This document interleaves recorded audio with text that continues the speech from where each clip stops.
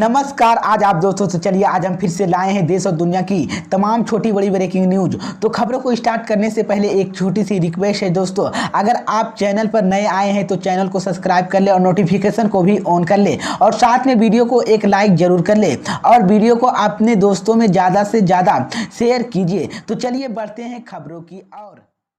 इसी बीच पर दोस्तों अगली खबर की ओर कि तमिलनाडु में बीजेपी को लग सकता है बड़ा झटका।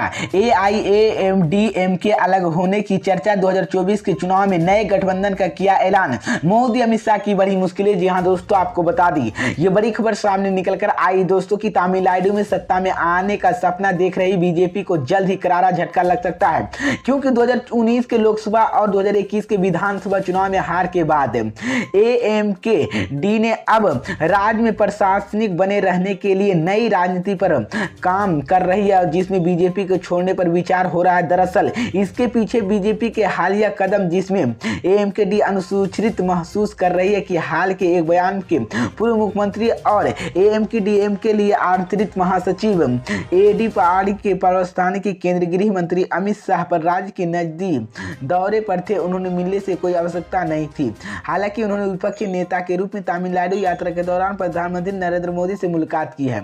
इसी बीच मैं आपको बता दें कि हम 2024 को लोकसभा चुनाव की गंभीरता नहीं ले रहे हैं और वहीं सभी गठबंधनों के लिए खुले समझाना के लिए चाहिए। और मैं आपको बता दें कि एक समय 2026 के विधानसभा चुनाव के लिए अधिक सुनिश्चित करेंगे। और तो ये बड़ी अपडेट है दोस्तों कि 2024 को लोकसभा चुनाव से पहले तमिलनाडु में बीजेपी को बड़ा झटका लग सकता है। इसी बीच पर दोस्तों अगली खबर की ओर तो कि गुजरात विधानसभा चुनाव को लेकर कांग्रेस ने दूसरे चरण के लिए स्टार प्रचारकों की लिस्ट की जारी। अब की बार गुजरात में भाजपा का होगा सुफला साफ। जी हां दोस्तों, आपको बता दें ये बड़ी खबर सामने निकल कर आई दोस्तों कि गुजरात विधानसभा चुनाव 2022 के 2 चरणों में होने हैं, जिसमें पहला चरण 1 दिसंबर और दूसरा चरण 5 दिसंबर को वोटिंग होगी। गुजरात चुनाव के लिए दूसरे चरण के लिए कांग्रेस ने स्टार प्रचारकों की दूसरी लिस्ट जारी कर दी है और वहीं पर लिस्ट में कांग्रेस अध्यक्ष मल्लिकार्जुन खड़गे और पूर्व अध्यक्ष सोनिया गांधी समेत राहुल गांधी का पहला चरण में स्टार प्रचारकों के तौर पर नाम शामिल है। वहीं पर कांग्रेस अध्यक्ष के चुनाव लड़ने वाले सांसद शशि थरूर की एक बार फिर से स्टार प्रचारकों की लिस्ट में जगह नहीं मिली है। इसमें शशि थरूर को एक बार फिर से उपेक्षा करने के आरोप लगा रहे हैं। पार्टी ने इन प्रचारकों की सूची चुनाव उपायुक्त सौंप दी और बता दें कि गुजरात विधानसभा चुनाव को लेकर कांग्रेस ने स्टार प्रचारकों की पहली लिस्ट 15 नवंबर को जारी की थी। अब इसी सूची पार्टी के बड़े बड़े नेताओं को नाम शामिल है और पार्टी की पहली स्टार प्रचारकों की लिस्ट में कांग्रेस अध्यक्ष मल्लिकार्जुन खड़गे, सोनिया गांधी समेत 40 स्टार प्रचारकों की लिस्ट शामिल है। लेकिन मैं आपको बता दें इसके अलावा राजस्थान के मुख्यमंत्री अशोक गहलोत, वरिष्ठ नेता कमलनाथ, रघु शर्मा, छत्तीसगढ़ के सीएम भूपेश बघेल समेत कई नेताओं इसी सूची में जगह मिली है।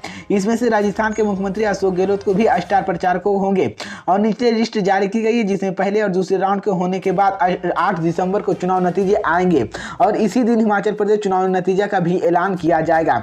वहीं गुजरात विधानसभा चुनाव के लिए बीजेपी ने भी स्टार प्रचारकों की लिस्ट जारी कर दी है। इसी बीच पर दोस्तों अगली खबर की ओर कि अरविंद केजरीवाल का बड़ा दावा, कहा गुजरात में कांग्रेस 5 सीटें भी नहीं जीत पाएगी। जी हां दोस्तों, आपको बता दें ये बड़ी खबर सामने निकल कर आई दोस्तों कि अहमदाबाद में आज तक में आम आदमी पार्टी के राष्ट्रीय संयोजक अरविंद केजरीवाल ने कांग्रेस को लेकर बड़ा दावा किया। केजरीवाल ने कांग्रेस पर तंज कसते हुए और कहा कि कोई पुरानी पार्टी कांग्रेस की गंभीरता से नहीं ले रहे। उन्होंने विधानसभा चुनाव को लेकर लिखित में भी दिया कि कांग्रेस को गुजरात में 5 से ज्यादा सीटें नहीं मिलेगी।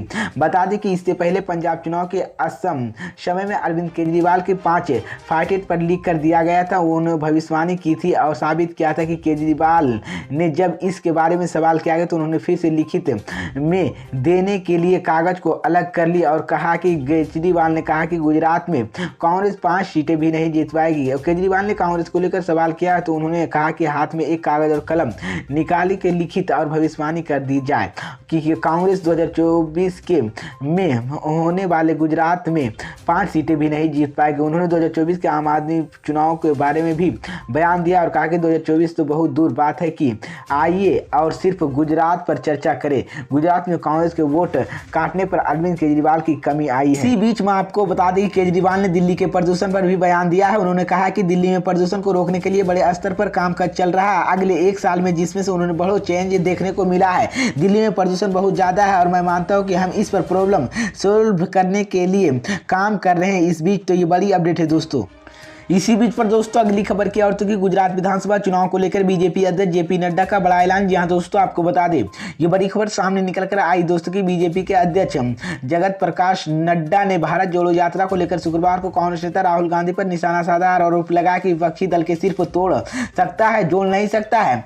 जेपी नड्डा ने कहा कि गुजरात में निवासी और दिल्ली में बीजेपी के प्रत्याशी राकेश देसाई के पक्ष में चुनावी रैली को संबोधित कर रहे हैं और निवासी सीट पर मतदान विधानसभा चुनाव के पहले चरण को 1 दिसंबर को होना है। वहीं जेपी नड्डा ने कहा कि मैं सोचता हूं कि कांग्रेस की भारत जोड़ो यात्रा शुरू किया और यह भारत जोड़ो यात्रा उसके नेता के भारत को जोड़ने की बात कर रहे हैं, लेकिन वास्तविक जीवन से क्या करते हैं उनको नेता राहुल गांधी दिल्ली के जेएनयू जवाहरलाल नेहरू के विश्वविद्यालय और उनका समर्थन किया, जिसे उन्होंने सांसद पर हमले के मास्टरमाइंड कर दिए थे। लेकिन इसी के लिए मैं आपको बता दें, जेपी नड्डा ने आरोप लगाया कि जब राहुल गांधी ऐसे नारे लगाते तो समर्थन के जेएनयू गए तो कुछ लोग यह भी नारा लगा रहे थे कि भारत तोड़ को टुकड़े टुकड़े हो जाए। इसी बीच पर दोस्तों अगली खबर की ओर कि अमित शाह का बड़ा ऐलान, कहा गुजरात में आतंकी घटनाओं की आई कमी। जी हां दोस्तों, आपको बता दें ये बड़ी खबर सामने निकल कर आई दोस्तों की भारत के गृह मंत्री अमित शाह ने मेनी फॉर स्टेट कॉन्फ्रेंस के संबोधित करते हुए आतंकवाद पर कड़ा प्रवाह किया। अमित शाह ने पीएफआई के नाम पर लिए बिना निशाना साधा है। उन्होंने कहा कि सामाजिक गतिविधियों आड़ के लिए कट्टरपंथी फैलाने वाली संस्था की भारत की कड़ी कार्रवाई किया है। दूसरे देशों की ऐसी भी कार्रवाई करनी चाहिए। केंद्रीय गृह मंत्री अमित शाह ने भारत के काउंटर के लिए विपक्षी केंद्र बनेगा और संयुक्त राष्ट्र की काउंटर ट्रेड की ढांचा विकसित किया जाए और इसको मजबूत होना चाहिए। मैं आपको बता दें कि अमित शाह ने कार्यक्रम को संबोधित करते हुए कहा कि हमें टेस्टर को रोकने के लिए मिलकर काम करना चाहिए। उन्होंने कहा कि आने वाले समय में इस पर भी बहुत तेजी से काम करने वाले हैं और मेरा मानना है कि आतंकवादी की कोई सीमा नहीं होती, इसलिए राजनीति को भूलकर हमें मिलकर आतंकवाद को मिटाने की काम करना होगा।